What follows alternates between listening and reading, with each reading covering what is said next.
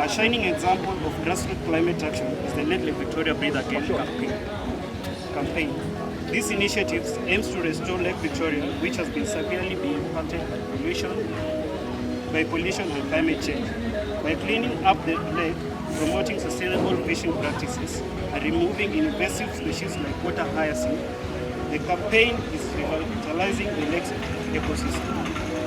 These efforts not only protect the biodiversity of Lake Victoria, but also contribute to the broader fight against climate change by enhancing Lake's ability to sequester the carbon. We are now left with 4 years to meet our climate targets on reducing emissions. This pressing deadline underscores the need for immediate and sustainable action. Failure to meet these targets will result in irreversible damage to our planet and disproportionate impacts on most vulnerable communities. Thank you. Hello, my name is Miriam Wanjiku. I'm the manager of Kisumu Environmental Champion, and today we are organizing Climate Emergency Day at Dunga Beach, where we have been doing a lot in terms of climate change and also the campaign of Let Victoria Breathe Again. So our demand to the leaders is to make sure that the policy governing the Lake Victoria is made into use. Because as environmentalists, we are tired of doing the same actions all the time. We do cleanups, we do a lot of community sensitization, but our government is letting us down by not taking care of the policy that have been written down. So kindly, world leaders, today is our day to demand that the policies that has been written down to save Lake Victoria to be taken into consideration.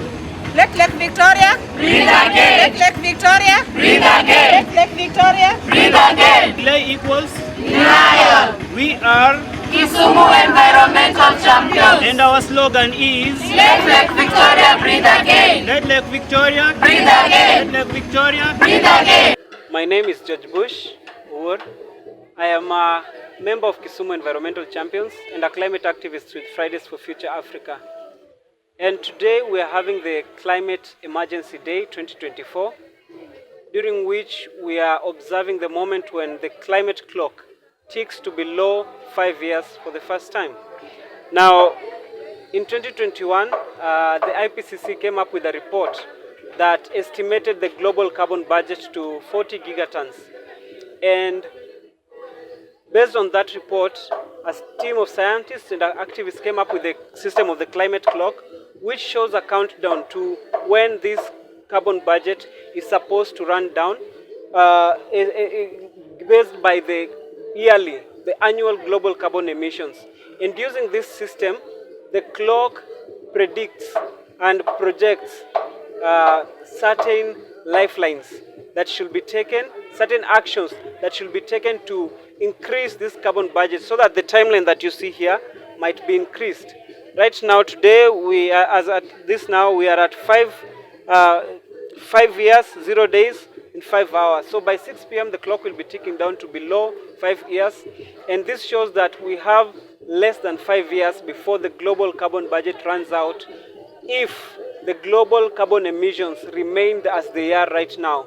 So that's why we are advocating as a team of Kisumu Environmental Champions, Fridays for Future Africa, Climate Clock, and different climate organizations within Kisumu to bring to light that urgency of the climate crisis, the need to take urgent action, the need for our policymakers to put in place different policies that will make sure that our environment, our climate is sustainable, so that we might reduce the amount of global carbon emissions that we emit every year.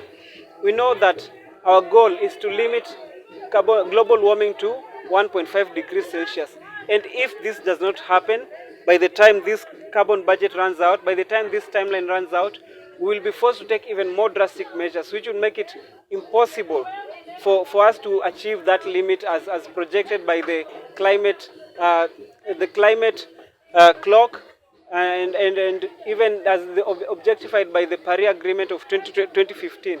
So that's why we are here in Kisumu today, taking action to bring awareness, to amplify our voices, to amplify the urgency.